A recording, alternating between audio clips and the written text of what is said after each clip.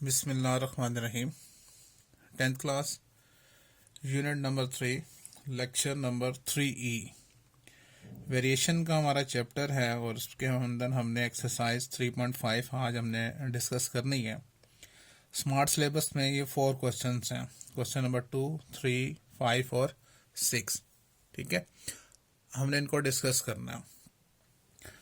अच्छा, ये जो क्वेश्चंस हैं एक्सरसाइज 3.5 में, ये है जॉइंट वेरिएशन के क्वेश्चंस। सबसे पहले तो हम डिस्कस कर लेते हैं, डिफाइन कर लेते हैं कि जॉइंट वेरिएशन क्या होता है। ठीक है, मैं यहाँ पे पहले इसको डिफाइन करता हूँ कि जॉइंट वेरिएशन को। ठीक है, joint variation, joint variation,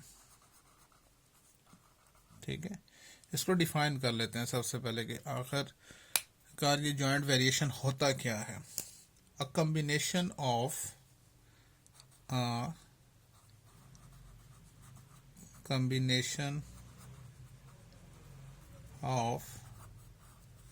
direct and inverse variations of one or more than one variable forms joint variation. ठीक है, समझ में आ गई क्या है ये। Basically a combination of direct and inverse variations of one और मोर देन वन वेरिएबल, एक या एक से ज़्यादा वेरिएबल्स का जो कॉम्बिनेशन है, डायरेक्ट भी हो सकता है और इनवर्स वेरिएशन भी हो सकता है। दोनों का कॉम्बिनेशन है, यानी उनमें दोनों भी आ सकती हैं, डायरेक्ट वेरिएशन भी और इनवर्स वेरिएशन भी। तो उनसे जो फॉर्म बनती है that is called joint variation. हम इसको एक्सप्लेन कर सकते हैं, एग्जांपल इसके हम दे सकते हैं। लेट्स सपोज एग्जांपल कि हम कहते हैं कि if y varies directly as x and y varies inversely as 1 over z। ठीक है, अब एक के साथ डायरेक्ट वेरिएशन है और दूसरे के साथ इनवर्स वेरिएशन है, और अगर हम इनको दोनों को कंबाइन करके लिखें तो कैसे लिखेंगे? y is proportional to x over z। ठीक है, और जब प्रोपोर्शनलिटी का साइन हटाते हैं तो उसकी जगह क्या आ जाता है? k x over z। और याद रहे k जो सा एक कांस्टेंट वैल्यू है जो कभी भी ज़ीरो नहीं हो सकती। ठीक है, ये तो इस तरह का जो आएगा combination, the combination of direct and inverse variations of one or more than one variable, एक या एक से ज़्यादा वेरिएबल्स का डायरेक्ट कॉम्बिनेशन और डायरेक्ट और इनवर्स जो कॉम्बिनेशन है that is called joint variation. ठीक है, क्लियर हो गया। अब इन क्वेश्चंस के अंदर भी कुछ ऐसा ही है। अब देखिए, मैं क्वेश्चन नंबर 1 स्मार्ट सिलेबस का जो मैं क्वेश्चन नंबर 2 स्टार्ट करता हूँ, तो सोल्यूशन में हम लिखते हैं कि जॉइंट वेरिएशन किन के दरमियान में है। कहता है if W varies jointly as x, y square and z varies jointly है, यानी W varies jointly as x, y square and z, यानी x, y स्क्वायर z। ठीक है, अब जब प्रोपोर्शनलिटी का साइन हटाएंगे तो उसकी जगह क्या आ जाएगा? k x y square z, और हम इसको 1 का नाम देंगे। ठीक है, अब आपको क्या करेगा? w की वैल्यू भी देगा, x की भी, y की भी और z की भी। मकसद क्या होगा? पहले स्टेप में हमने k की वैल्यू निकालनी है। ठीक है, अब आप देखें, उसके बाद वो कहता है and w is equals to 5। मैं यहाँ लिखता हूँ w इज इक्वल्स टू 5 कब? जब x की वैल्यू 2 हो, x is equals to 2, y is equals to 3 and z is equals to 10। अब इन तमाम वैल्यूज की मदद से हमने क्या करना है? k की वैल्यू निकालना है। तो लिखेंगे यहाँ पर यूजिंग इक्वेशन 1 यूजिंग इक्वेशन 1। ठीक है, हम इक्वेशन 1 यूज करते हैं और लिखते हैं यहाँ पर W is equals to k x Y square जी।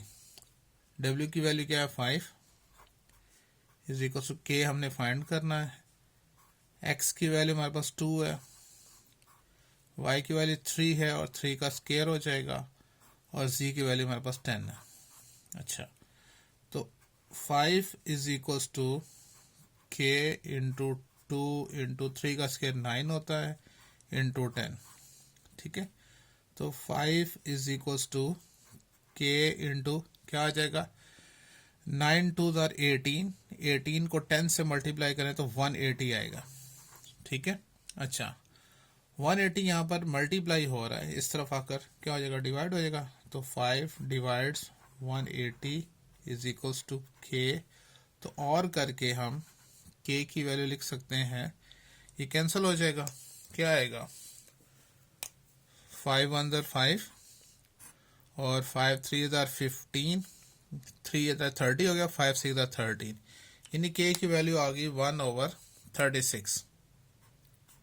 ठीक है, अच्छा यहाँ पर चूंकि हम जॉइंटली वेरिएशन की बात कर रहे हैं तो आपको आंसर जो सा है एक ये भी जॉइंट वेरिएशन का भी आंसर आपने लिखना है। वो कैसे कि जस्ट हम ये जो गिवन इक्वेशन है इसमें हमने के की जगह हमने 1/36 वैल्यू पुट करनी है बस। ठीक है, मतलब हमने लिखना है यूजिंग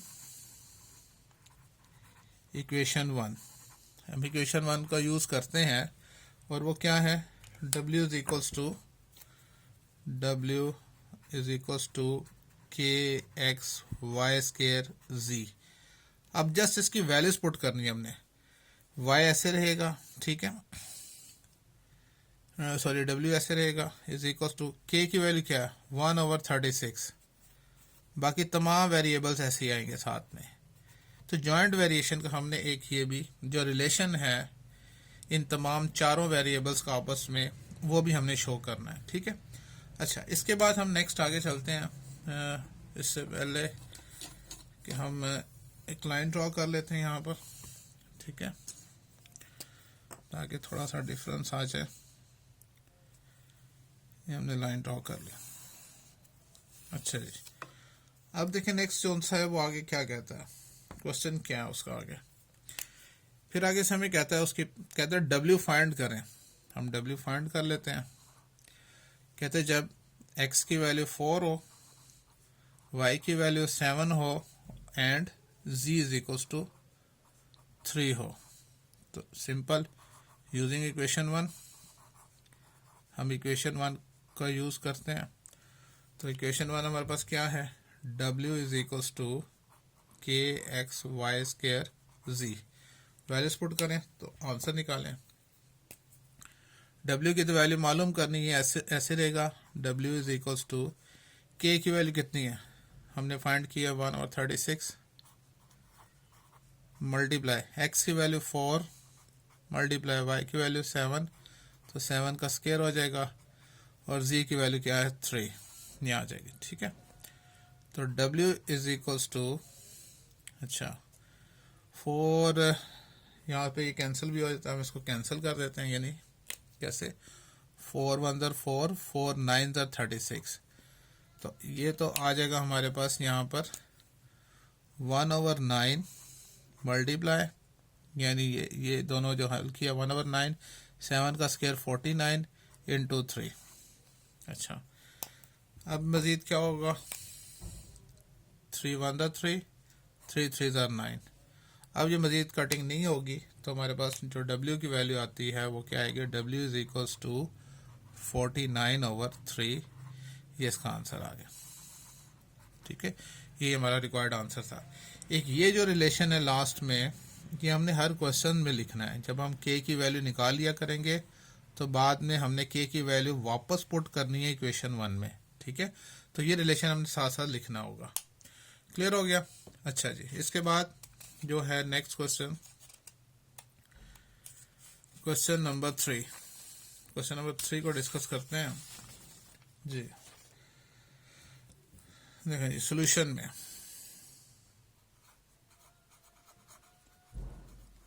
कहता है कि if y varies directly as x cube, यानी y varies directly as x cube and inversely as z square and t, y varies inversely as z square and t।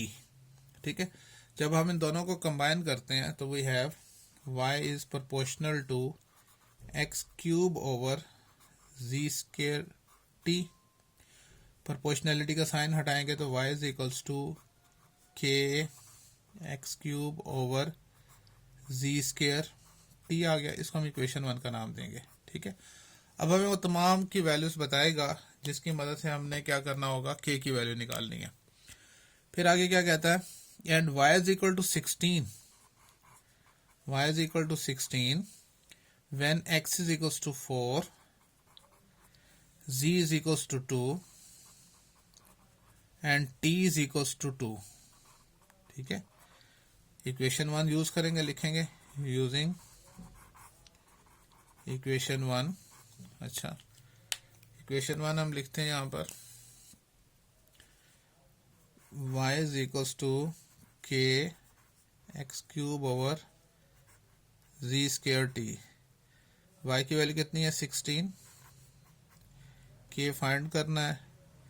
अच्छा जी, तो x की वैल्यू कितनी है, 4, 4 का क्यूब ओवर z स्केयर 2 का whole square, t की value 2 आ गई।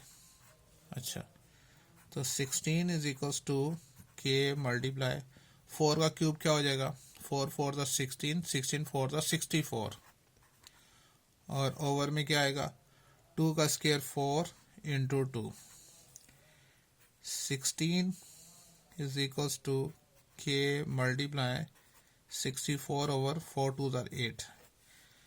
64 मल्टीप्लाई हो रहा है, इस दफ़ा का डिवाइड हो जाएगा, और 8 डिवाइड हो रहा है, उस तरफ जाकर मल्टीप्लाई हो जाएगा। ठीक है, हम यहाँ पर इसको लाइन लगा लेते हैं और बाकी हम यहाँ पे एक्सप्लेन कर लेते हैं यहाँ से।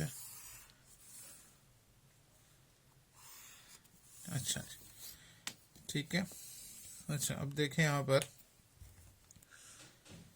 अब क्या हो जाएगा, k इज इक्वल्स टू हम लिखेंगे 16 मल्टीप्लाई 8 डिवाइड बाय 64। तो ये कैंसिल हो सकता है क्या, 16 1 दर 16 4 दर 64, 4 1 दर 4 2 दर। तो k की वैल्यू जो सी है हमारे पास क्या आ जाएगी, यहाँ पर 2 आ जाएगी। ठीक है, तो k इज इक्वल्स टू 2 आ जाएगी। ठीक है, अब हम रिलेशन बता सकते हैं इसका, k की वैल्यू वापस यहाँ पुट करके हम इनका रिलेशन जो सा है वो भी बता सकते हैं, यानी y इज इक्वल्स टू,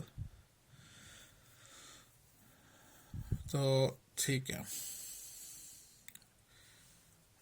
अच्छा जी, उसके बाद जो सा है हम मतलब रिलेशन लिख लेते हैं, क्या होगा ये, y is equals to k की वैल्यू 2 आ जाएगी, 2x cube over z square t आ गया।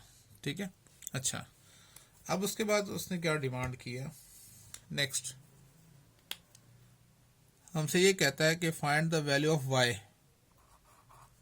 y की वैल्यू फाइंड करनी है when x is equals to 2, z is equals to 3 and t is equals to 4। Again using equation 1, using equation 1। ठीक है, इक्वेशन 1 यूज करते हैं, तो हमारे पास क्या है, y is equals to k x cube over z square t आ गया। y तो मालूम करना ऐसे रहेगा, k की वैल्यू हमारे पास 2 है,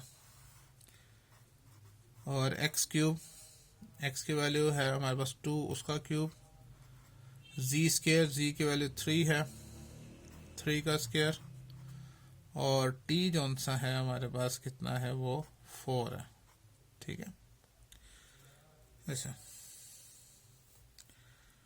अब इसको सॉल्व कर लेते हैं। y is equals to 2 multiply 2 का क्यूब कितना होता है, 2 2 ज़ा 4, 4 2 ज़ा 8, 3 का स्क्वायर 9 मल्टीप्लाई 4।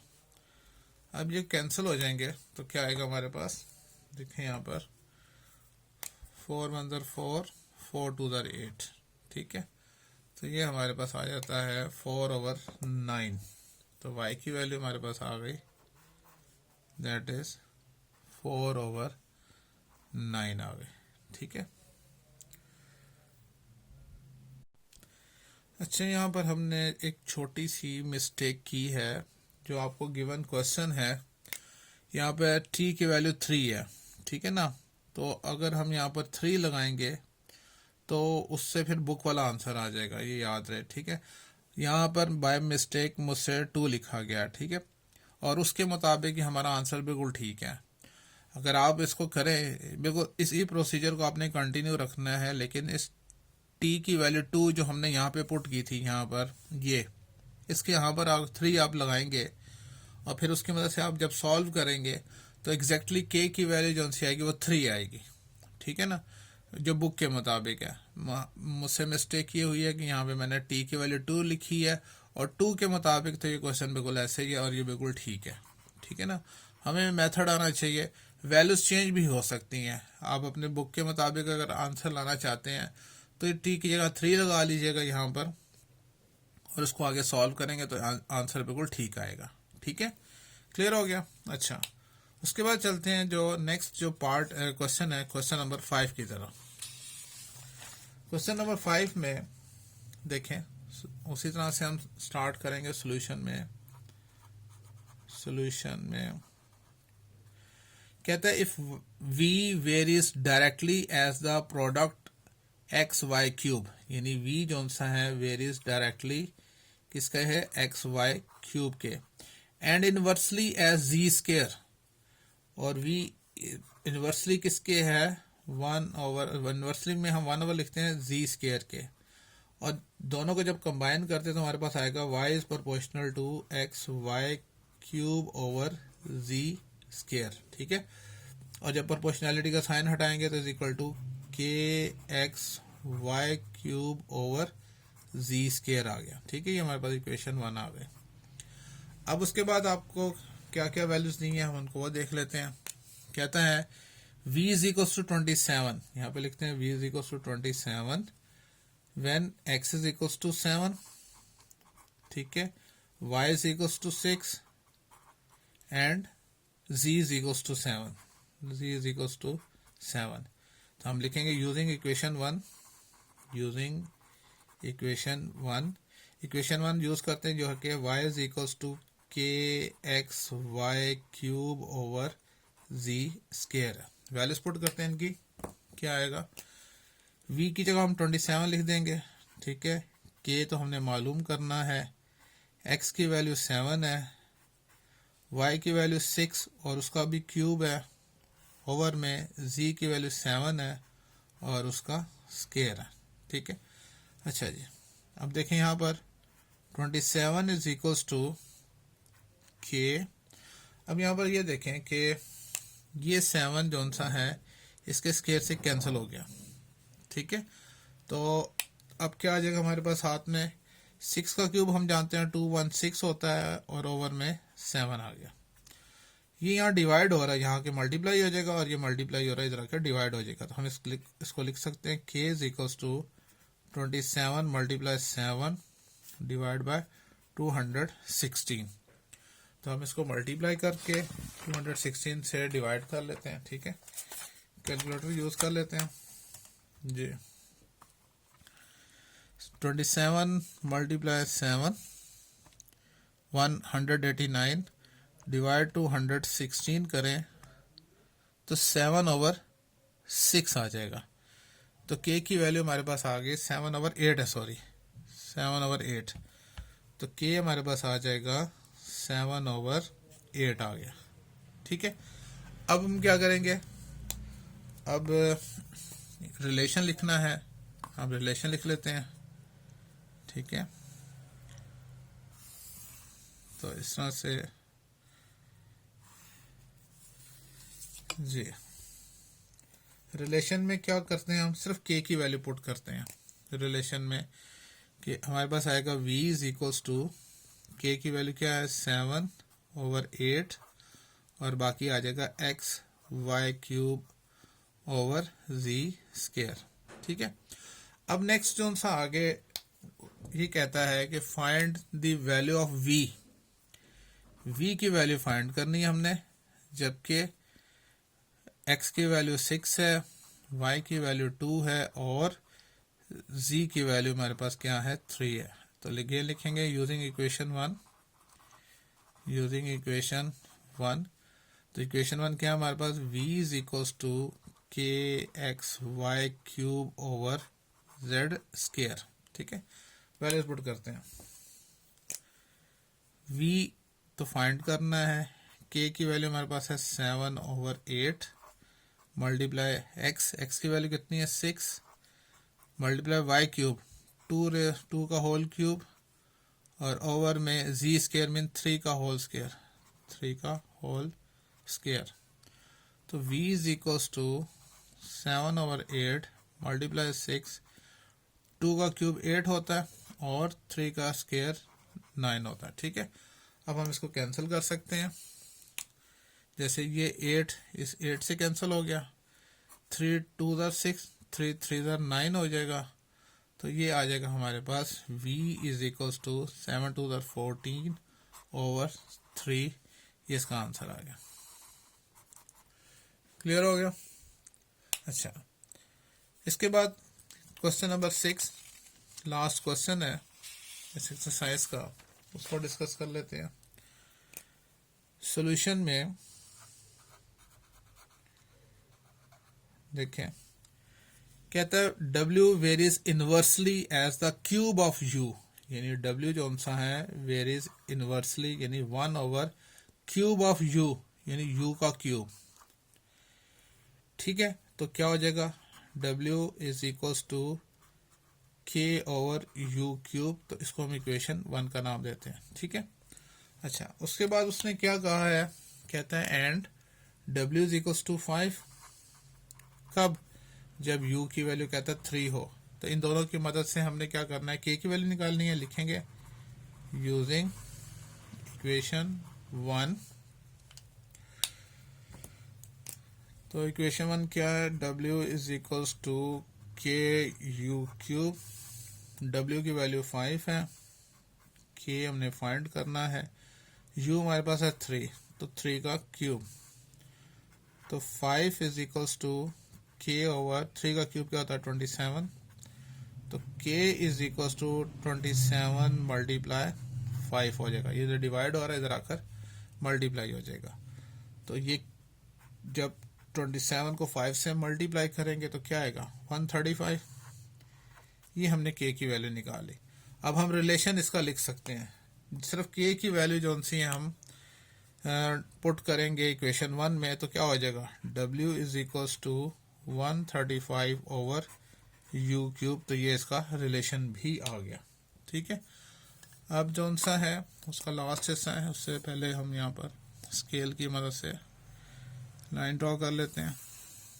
ठीक है, अच्छा, अब देखें नेक्स्ट कहते हैं नेक्स्ट के व्हेन, अच्छा, फाइंड w फाइंड करना है जब के u इज इक्वल्स टू क्या है 6 है। ठीक है, यूजिंग इक्वेशन 1, तो हमारे पास w is equals to k/u³। ठीक है, वैल्यूज पुट करते हैं और आंसर w ये आ गया। k की वैल्यू हमारे पास क्या है 135, u है 6 और 6 का क्यूब उसने दिया हुआ, तो w इज इक्वल्स टू 135, 6 का क्यूब होता है 216। ठीक है, अब देखें इसको हम डिवाइड करके देख लेते हैं। 135 डिवाइड टू 16, तो 5/8 आता है। ठीक है, तो हम लिख सकते हैं w इज इक्वल्स टू 5/8, तो ये इसका आंसर आ जाएगा। ठीक है, तो इस तरह से हमारी एक्सरसाइज कंप्लीट हुई। इसमें स्मार्ट सिलेबस के 4 क्वेश्चन थे, question number 2, question number 3, question number 5 और क्वेश्चन नंबर 6। सारे के सारे एक ही पैटर्न के थे, बहुत ही आसान से है, मुश्किल नहीं है। ठीक है, आप इसकी एक दफ़ा प्रैक्टिस करना और मुझे उम्मीद है आपको समझ में आ जाएगी। लेकिन फिर भी कोई प्रॉब्लम हो तो आप ज़रूर डिस्कस करें। ओके, अल्लाह हाफिज़।